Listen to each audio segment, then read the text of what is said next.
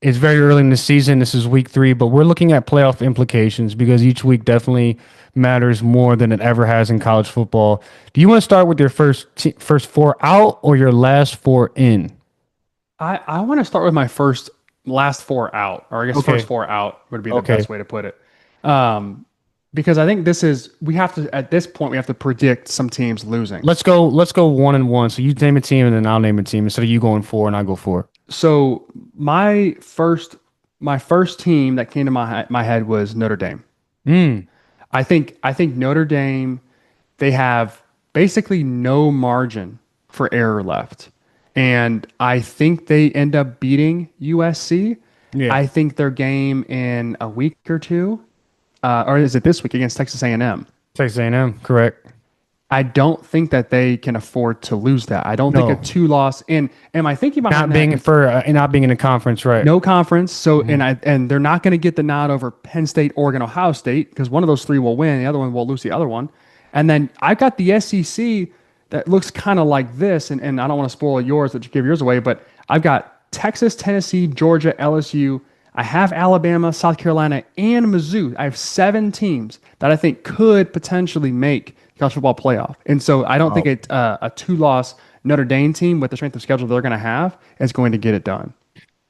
I like that pick for the simple fact that they don't have any margin to lose. You're right. They drop to Texas A&M. One, they're going to drop outside of the top 12 or 13, but them not really having the ability to play themselves back into the top 10 is what's worrisome to me. Unless Arkansas jumps into the top 10, which they won't, USC would have to jump into the top 10.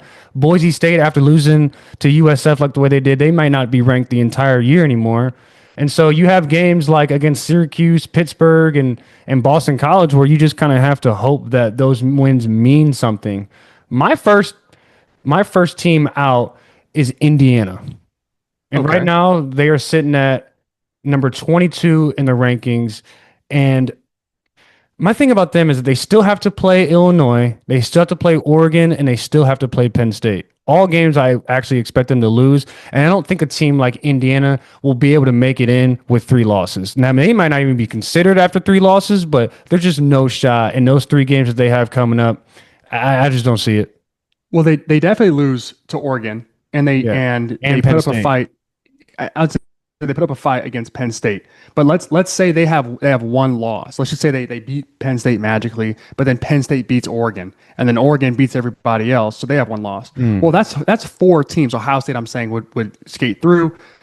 Penn State, Oregon, and now Indiana. That's 4, and I don't think the Big Ten's getting 4 teams this year because I think the SEC could get like 5. And so I don't know if you can't give 9 to 2 conferences because the math doesn't even make any more sense. And so like the ACC has 2, I think that can make sense. You have to have a non-power forward. That's another one. And then the Big 12. So mathematically, I think that they are out unless they go undefeated or end up in the conference championship. Go ahead with your next team. So this is going to hurt my soul because I love the head coach. I think it was a great hire by this school. I thought what he did at his previous school was really great, and I was hoping that he'd pick it up a little bit. But I think Alabama is my next one that's Oh, out. I love Kalen DeBoer. I think he's oh. great. What he did at Washington was spectacular. I just when I look at their schedule and I look at who they're playing, I have them slated with 3 losses. Not and what sucks about that is they already have one. A And bad so one too. Right. and so it's like, that's a team that could play themselves by winning into the playoff. They have I to just win every marquee matchup they have I versus. just cannot, I truly cannot bring myself to unsee what I saw and then like from here, like have them win out. So Georgia, that's a good matchup. They're actually coming off a bye, so that'll be a really fun game for us to break down because I think they have a great chance at taking them down. Georgia will be at home though. Right. Tennessee's really good. We'll preview their game this week. Mizzou, I think they're going to beat Mizzou, no problem. But South Carolina's good. Oklahoma's good, and they have LSU still on the All in a schedule. row. Right. Yeah, so it's like, man, it just stinks. So again, even if I think they're gonna win some games, it's like the Georgia game's gonna be tough. The LSU game's probably gonna be a loss, and then I'm saying they lose one more between Oklahoma, who's ranked, Auburn, who's ranked, South Carolina, who's ranked, Tennessee, who's ranked, and then Georgia, who's ranked. They have 5 ranked matchups left, and they can't lose more than one just Right. to get in. So unfortunately, they are going to be the next one that is out. It's going to be really tough though because I really want them to succeed and Kalen DeBoer to have a lot of success.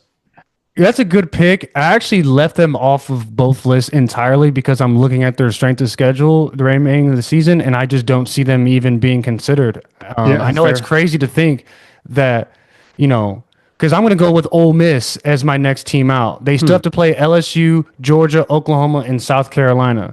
And Ole Miss is a team right now that I think got that pedigree ranking just because they're Ole Miss. They had a decent season last year. They had a good recruiting year. Transfer portal is on the up, but you're not beating LSU and you're not beating Georgia to me. Now, Oklahoma and South Carolina are crapshoots because Oklahoma, they just need to stay healthy and they'll be competitive. But South Carolina is like one injury away from their offensive line or defensive line from they might not really be that great. And they're hanging on to number 10 right now, but that's Lenore Sellers pulling a lot of that weight. Ole Miss is also a team that is like could give up 400 yards of total offense to Lenore Sellers, get blown out, and then is a wrap. So I got Ole Miss as my second team and my first 4 out. I like that a lot. I look at this team and think this could be another one where they go like 9-3, and we're trying to make the case because it's the SEC, and I just don't think there's room left. There's not going to them. be enough room for. And I hate to keep going back to these TV contracts, but the Big 12's got to have some representation. The Big Ten's gonna have the representation, and so if you're not in that top crop of SEC teams, you're gonna have to have an elite record to make that playoff. I mean, it just isn't going to happen. My next team out, which just like last year, is going to be South Carolina. Ooh. I think with the schedule they have to play, Oh my!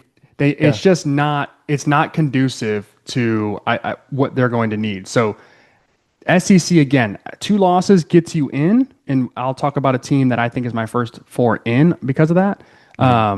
But for them, they go. So they have Mizzou on the 20th. So this week, and by the way, Vanderbilt is a sneaky good team.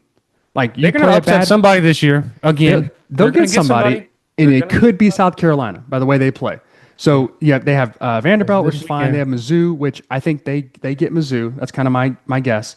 And then they go LSU, Oklahoma, Alabama, Ole Miss, Texas A&M. They have Coastal Carolina. Then they finish with Clemson. And it's like that Clemson game could be do or die for both those teams. By the way, I don't think they beat LSU.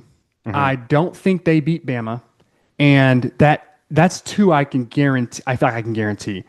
Oklahoma they could beat, Texas A&M they could beat, and then Clemson they could beat. But those are 3 games where it's like 50. It's a coin flip. And Lenore Sellers, like we'll see what he turns into be this season. He better needs be to healthy. Be a much better. He better be healthy and he better be a much better pocket quarterback and throwing the ball downfield. But that's a team where it's like if they only had 3 losses, nobody would look at that and say it's a bad season. Not one person. Shane Beamer would be fine with his coaching job. It's just it doesn't get you into the playoffs. So my next team, who is sitting at 16 right now, 3rd team out of the first 4 out is Texas A&M. Okay. They have to play Notre Dame, which is this weekend, which I don't think they're going to win. They have to play Auburn, LSU, Mizzou, South Carolina, and Texas. And I just think that's too much of a heavy slate. And they could be better than more than half that list that I just named. But to play those teams back to back to back, I mean, the SEC gauntlet is just unreal this year. I mean, you ask Oklahoma and Florida how they feel about their schedules this year.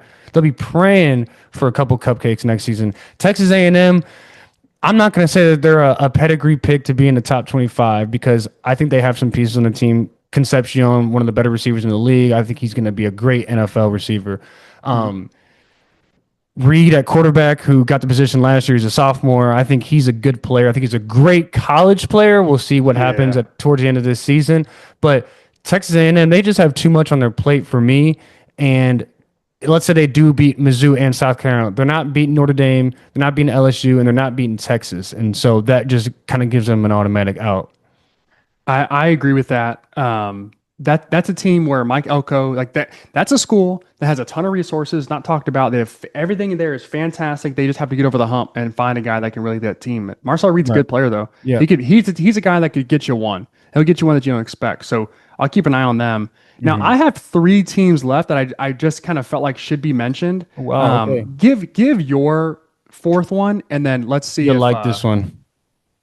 So my last team in the first four out is Florida State. Wow. They still have to play Miami. They still have to play Clemson. And I think the game between Virginia Tech and Florida, that could put them right at that threshold. Like, okay, is that Alabama win as, does it weigh as much as it did before if Alabama starts to struggle?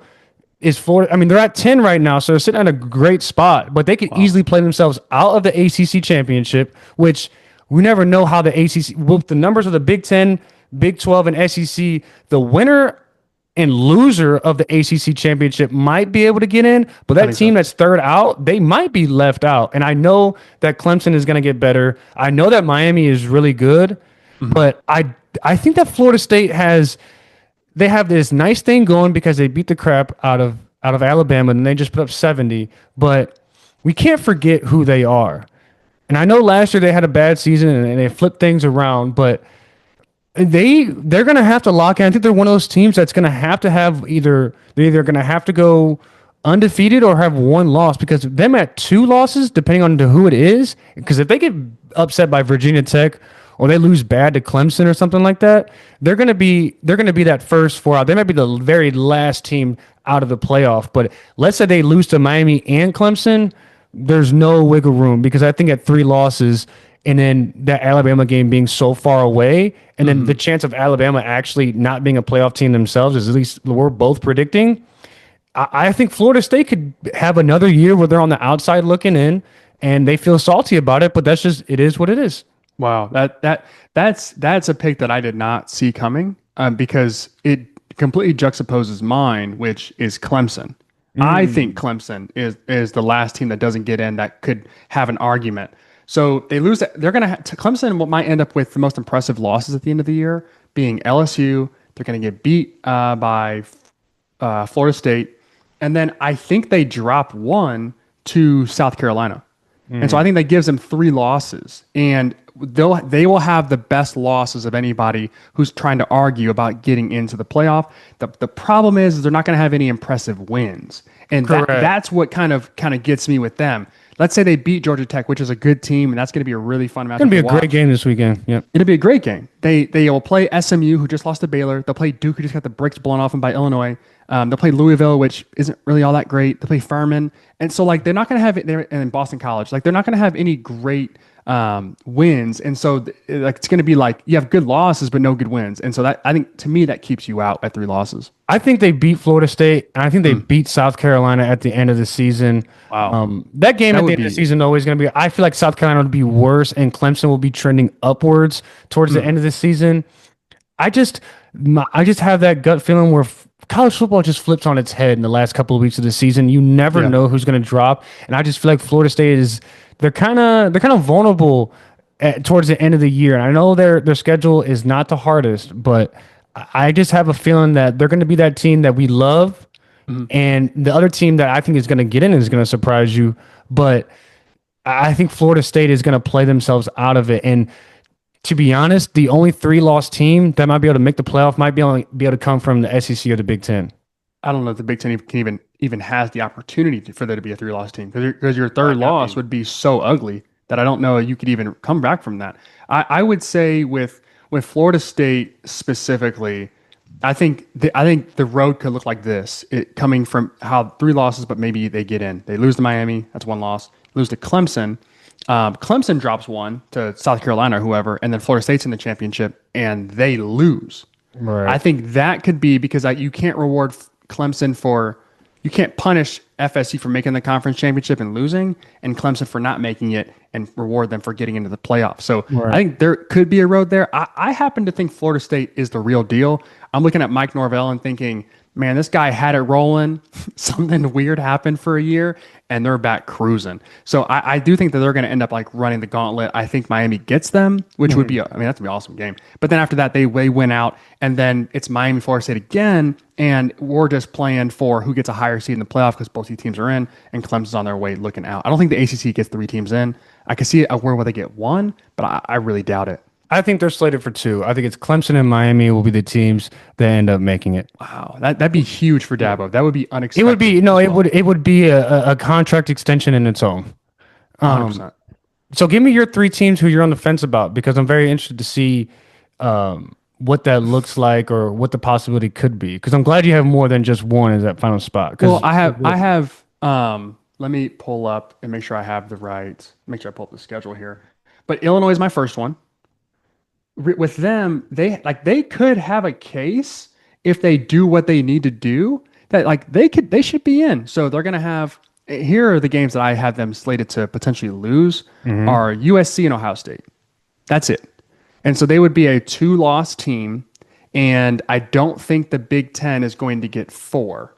And so that's why I think they're going to be one out. Now, they could lose to Indiana and beat USC. I don't know what USC is going to be this year. That's kind of tough. But they're gonna beat Northwestern, beat Maryland. I'm going to schedule backwards. They're going to beat Wisconsin is terrible. Rutgers is bad. Washington could be something, but that's on the road. That could be a tricky one. But I just think that Illinois is going to be a team where we just can't have the Big Ten get four teams. And because that means the SEC can only get three because we can't have 4 and 4. That doesn't leave enough teams left. Like that'd be the winner. That'd be your G5, and then it'd be ACC 1, Big 12 1, which the Big 12 is only going to get one this year, but the ACC has the potential to get two, and I think you have to leave room for that. So I think they're going to be the team that gets left out, unfortunately. They're just having a year where they go 2 losses and they play a great bowl game, but they don't get the chance to shine in the playoff. And then Oklahoma was my other one that they're going to be a team that might also have a bunch of like really pretty losses, but it doesn't count for much. So they play, I think it's Temple this week, so not much. They play Auburn. They're going to beat Auburn. Penn State. They'll play Texas. Now, as of today, right now, I kind of think Texas would be in trouble with that game. We'll see as the season goes on. There's a few games in between that. I'll see how they play Auburn, but Texas might be in trouble with that one. But they dropped to Texas. Let's say that's one loss. South Carolina, I'm going to say they get them. I don't know yet. We'll see how that plays out. They play Ole Miss too. It's like there's no letting up. They play Tennessee. That's a loss to me as well. And then they play Bama, Mizzou, and then LSU to finish out. And so they're probably end up being a 4-loss team, maybe 3 losses, but I don't see them losing only 2 of those final games. Right. And so they're going to be a team that's like, damn, if we had just a different schedule with our quarterback, our offense, and that kind of just group, we could be in the playoffs. But this year just wasn't that year for what we have. Great point. We obviously are going to disagree on the Illinois part. So let's get to our last 4 in, because if my list is right, then this playoff is going to be very interesting and it's going to be very good for the fans of the Midwest. So my last 4 teams in, my first one, I'm going Mizzou. Okay. And I really like making this pick this year. This is not a pick that I would just make because I'm a fan, but more so just looking at who they still have to play. The Alabama and South Carolina, Texas A&M, Auburn, Oklahoma is an insane slate to still have left. Let's say they don't get Oklahoma and let's say they don't get South Carolina. They still have to beat Bama, Texas A&M, and Auburn. I believe that they can beat all of those teams. I think they could beat Auburn. I know that they can beat A&M. I think Bama just poses the biggest threat to them as far as reputation and how Bama has played and beaten them in the past. I don't think Mizzou is scared of these other teams, but I think Alabama poses the biggest threat to them, especially if they're going to be ranked at the end of the season. I just like what I see from Mizzou as far as an offense standpoint. The defense, we're going to see against better, more elite quarterbacks, my list might change. But as of right now, I have Mizzou being one of the last 4 teams in. I agree with you. They're also they're the first team I put in my last 4 in. Where we disagree, though, is I think they dropped to Bama, and I think they end up dropping to South Carolina. Last year, they lost to Texas A&M, and that was a heartbreak for a lot of fans. So hopefully they can get over that hump this year.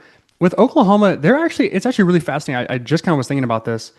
Oklahoma and Mizzou are like the same team. They've got a quarterback who's super dynamic. They've got a wide receiver that's super dynamic. They have great tight ends, and they have a defense that probably can get stops when it's needed. And so I think both those teams, that November 22nd game will be blockbuster for what I think will be Mizzou having at that point 2 losses, not being able to afford a third. But I do think that they lose to South Carolina, even though that's at home.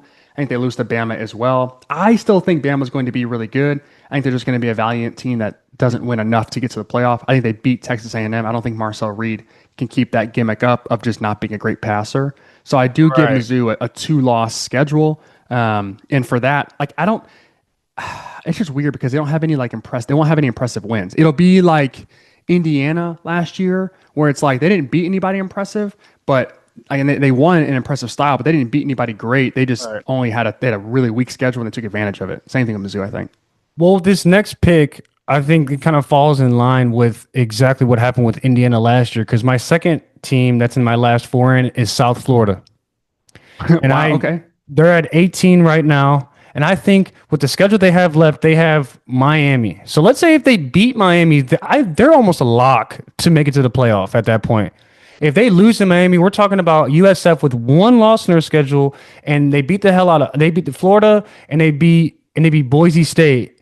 So at that point, if you only are losing to Miami, you have South Carolina State, Charlotte, North Texas, Florida Atlantic, Memphis, UTSA, Navy, UAB, and Rice. Like chalk those all up to maybe even double digit wins. They might even be double digit favorites in all of those games. Let's say they beat Miami. Now they're undefeated. They have to be a lock to get in, honestly. I don't think the playoff can afford to keep out undefeated teams, especially if they have like a signature win. Let's say if they lose to Miami and they end the season, 11-1. I think they're right there as that team that should get that spot. And if you're looking at their schedule and then you're looking at Byron Brown, who on an undefeated team or a one-loss team is definitely going to be in at least a top 5 to 6 Heisman candidate. Yep. Their team is going to have a lot of juice, and it's the feel-good story of the year. They're going to be like Indiana last year, and I think I think they could take that exact spot. I don't know how much noise they'll make in the playoff, but USF getting to the playoff, that's as big as a win as they'll ever get. Well, I agree with that. I didn't even consider them into my last four in because I looked at the schedule and thought, yeah, they're probably going to get in regardless. So they would. They're gonna lose to Miami. I don't know what the playoff committee's idea is on a team like that with one loss. Now, if they had lost to either Boise State or Florida and then lost to Miami, I'd be like, they're out. But a G5 team has to make it, right? And so they have the best, I think, just like resume of a good loss against Miami, a good win against Florida. They have to win their conference, and like unfortunately that has to happen. So that'll be interesting. They have to win out. Where I think to me, they get the SMU spot, which is in SMU technically didn't really have like an impressive win. They just lost to a team they should have lost to in Clemson in the championship, but they got it. I think that this USF team could make it. Here's something to keep just an eye on. We'll revisit this. Is Alex Golesh, the head coach for USF? He might not be with the team by the time it's playoff time. And like that is a thing that we have to keep an eye on. So that could be they get in, they get blasted because they don't have their head coach. We'll see where they finish out. But he's a name where an Arkansas will be sniffing. Any school that has more resources and maybe a better spot that doesn't have to recruit on top of Florida, Florida State, Miami, and so on. I think that he's going to end up being at a bigger school, and he might not be there coaching in the playoffs. That's a really good point. Something I didn't consider, but yeah, I mean, why not? You're at USF, and let's say you had a bad year at USF, they probably would have kicked you to the curb anyway. So you might as well take that chance. I mean, the same thing with the player. A player at USF is going to go to one of these high major schools, and they're going to perform really well. Same thing with the coach. It's the same thing. And USF is the only Group of 4 team in the top 25 right now. And you have Notre Dame, who's obviously non-conference, but that's it. Every single name besides like Utah, Iowa State, Indiana, maybe even all those schools, Illinois, all these schools are football powerhouses and like teams we expect to be there. So it's kind of weird how this is all kind of shaping up where you don't really have the Cinderellas early in the season. Maybe in week 5 or 6, you might see one creep up in there, but it looks like the biggest resources and the biggest budgets are in the top 25 right now, and that's how it's going to be for a little bit. And they just kind of stick out. And what was funny about what Haley said about her vote doesn't matter, I do kind of agree. But where it does, I think, matter is when you have when USF, very similar to Boise last year, week to week case for them. Yeah. Boise last year, SMU as well, where when you start get the name recognition of being in the top 25, and you keep winning, and Bama has a second loss, and Georgia has a loss now, and Tennessee has a third loss or whatever, they just keep kind of climbing, and you're like, I don't know if they're actually that good, but they haven't done anything. They deserve to be in that spot. Yes, they've done what they're supposed to do, and I think that's going to be enough for them. So I think that the branding of being in the top 25 is going to be huge for them, and so we'll see with them. The next team that I had as my last 4 in is going to be one that just is going to be watching on Conference Championship Day, which is Penn State. I think that they're going to lose to Oregon.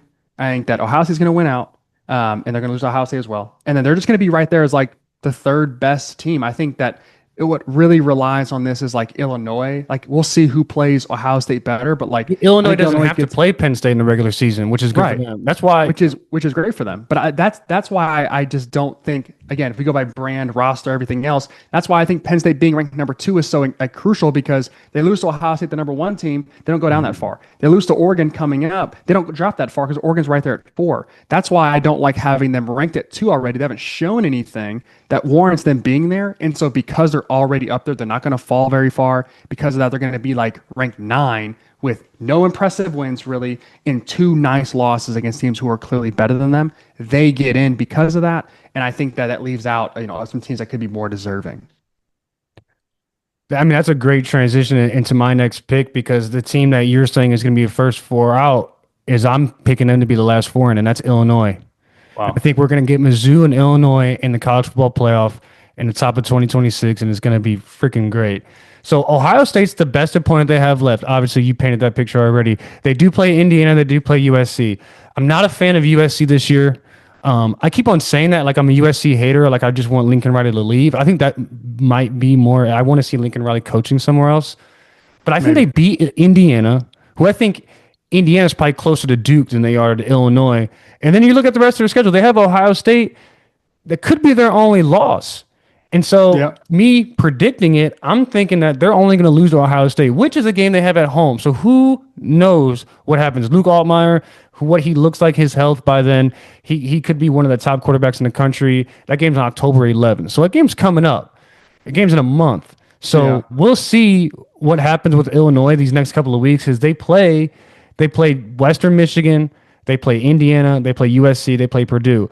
If they drop against USC or Indiana, I mean, that Illinois game that's the fight for their life, because if they win that game, that could be a guaranteed lock, even if they don't make it to the Big Ten championship. And if they do win that game, then they're setting themselves up for a pretty nice road at the end of the season, where you have to worry about pretty much just Washington. And we'll see how good Wisconsin looks against Alabama this weekend, but I don't expect them to show us much.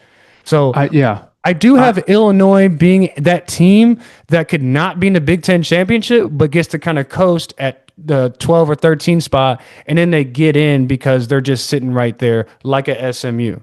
Yeah, I think that they should. This is a team.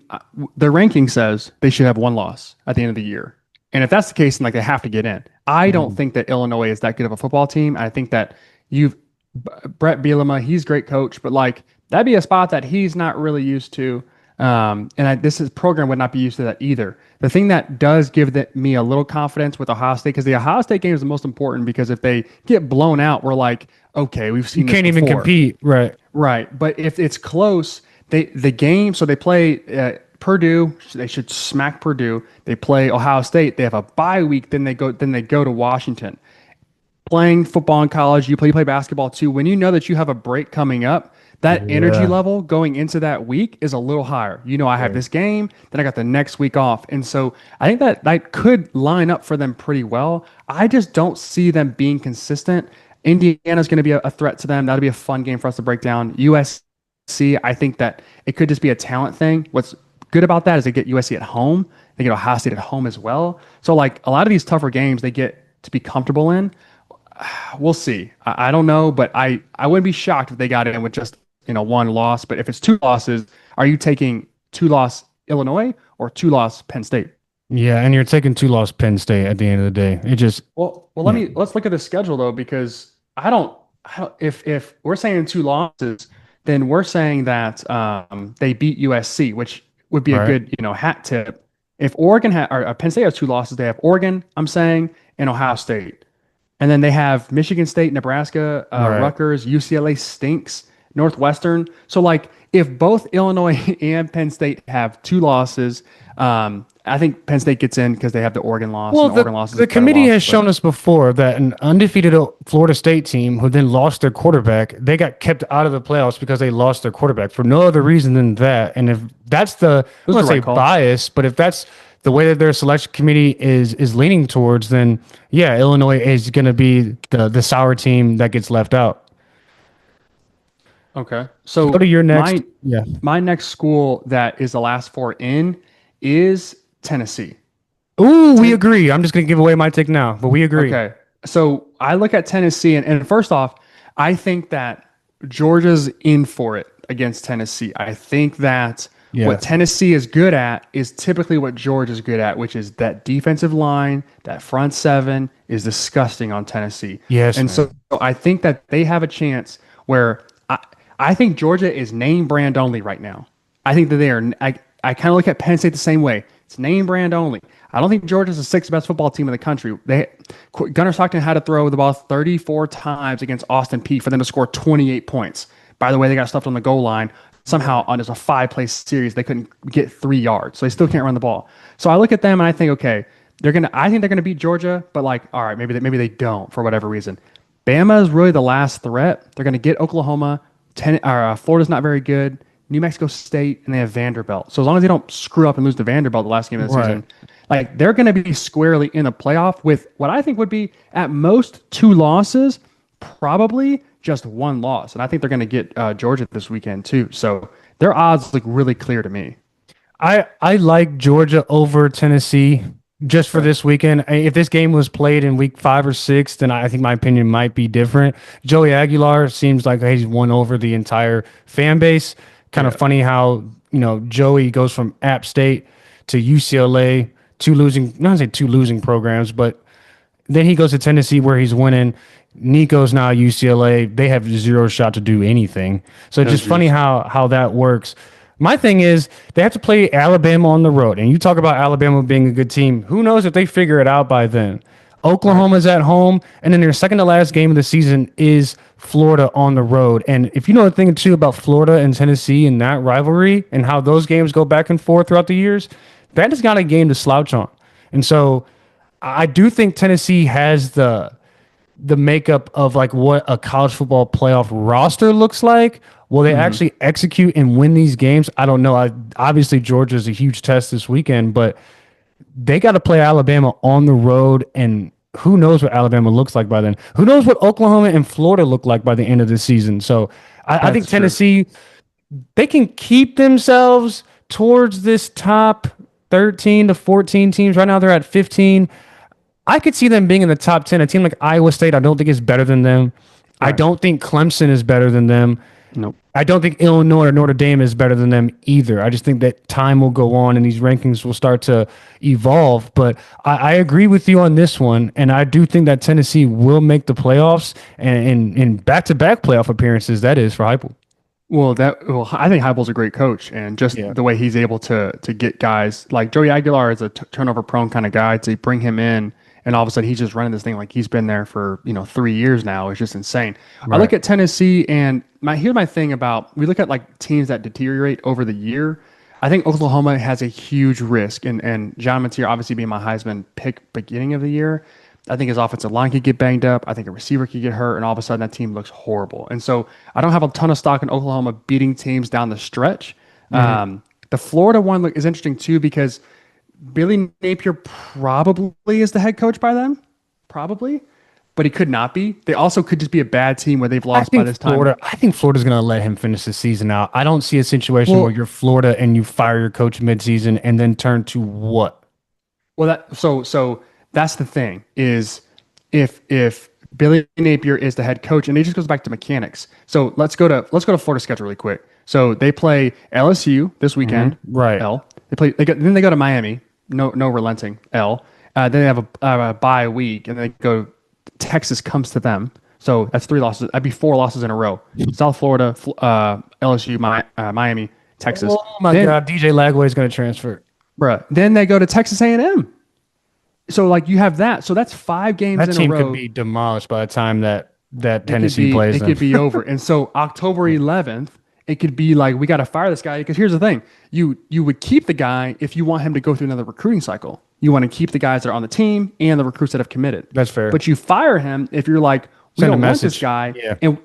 And like we have to start figuring out moving the check. This is why a guy like Alex Golish go from South Florida to Florida really easily and bring some of his guys, maybe not a lot, but also like lock in those Florida recruits that he knows how to do. So like Yeah. you want to secure that head coach early, and knowing that you have a guy that's fired and he's not recruiting for your school anymore. Now you can like get some collective money, build up a war chest to try to spend it. I think that's a good point. And you talk about earlier with the coaches getting paid under the table. Forget being paid. Who's getting contacted under the table?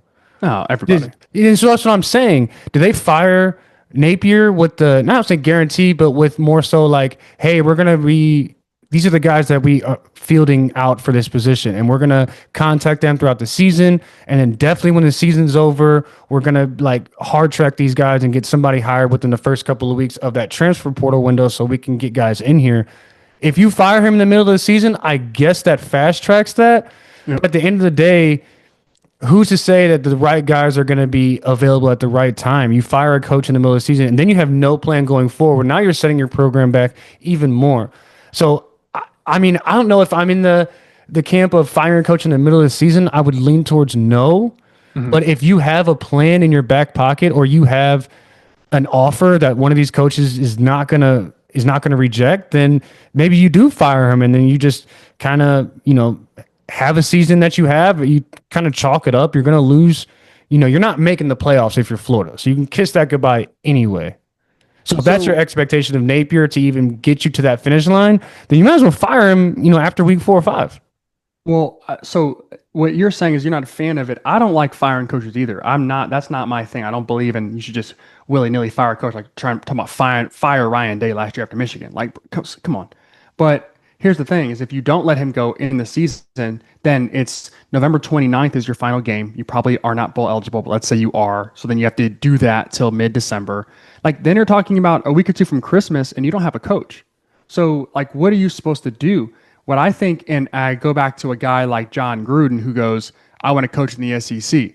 He's saying that to one or two specific people. He's saying, I want to coach in the SEC as in if that job's open, I will accept it. So I think like that's a dog whistle to just a few schools.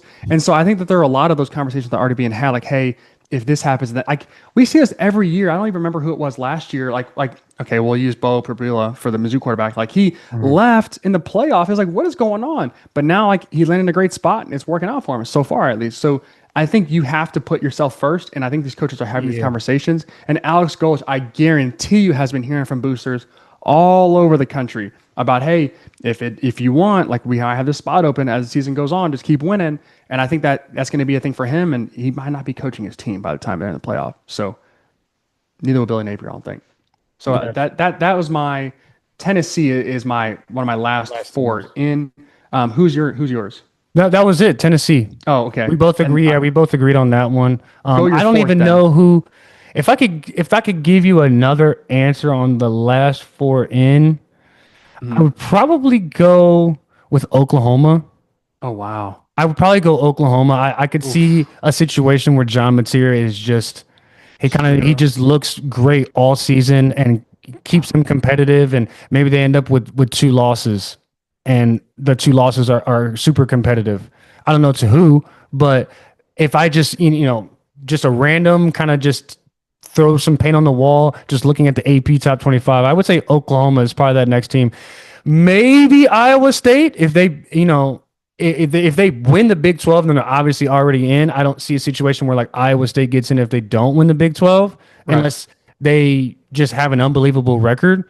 But I'm going to go Oklahoma being that last team from the SEC getting in if all else fails. I guess Oklahoma is a tough one because their schedule is ridiculous. But like an Iowa State would be interesting. Like the worst case scenario would be Iowa State goes undefeated all the way through the season, lose in the Big 12 championship. That'd be the worst case scenario because now you have what I think would probably be Utah winning that. And then you'd have an 1-loss Iowa State. It's like, what do you do? And so that's where it starts to like kick teams down. But looking at Oklahoma, so like if we just go through their entire like thing, it's they play Texas, and then a week later they play South Carolina on the road. So they go on the road to Texas, on the road to South Carolina, then they host Ole Miss, they go on the road to Tennessee, and then they go on the road to Alabama. So and then they play Mizzou at home, and they have LSU at home as well. Some unbelievable. If he wins those games, he's Heisman. Well, I mean, yeah, like that goes without saying, which is if he's healthy, like shit, that would just be a miracle itself. My last four in is Georgia. And I know some people are like, no, that's probably not like they're going to be a good team. I don't think that they're very good.